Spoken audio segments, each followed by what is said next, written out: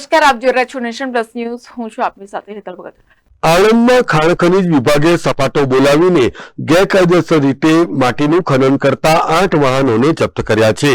આણંદ જિલ્લામાં માટી અને રેત ખનનની ગેરકાયદેસર પ્રવૃત્તિ ચલાવતા માફિયાઓ છેલ્લા કેટલાય સમયથી બેફામ બની ગયા છે. મહીસાગર નદીમાં રેતીનું ખનન કરવાને પરિણામે ખાનપુર ગામમાં આવેલ નદીમાં નહાવા ગયેલા 4 લોકોનું ડૂબી જવાને કારણે અકાળે મોત નીપજ્યું હતું. આ અંગે પણ ખાણ ખનીજ વિભાગની મિલીભગત હોવાની વાતો બહાર આવતા લોકોમાં પણ રોષ વ્યાપી ગયો હતો.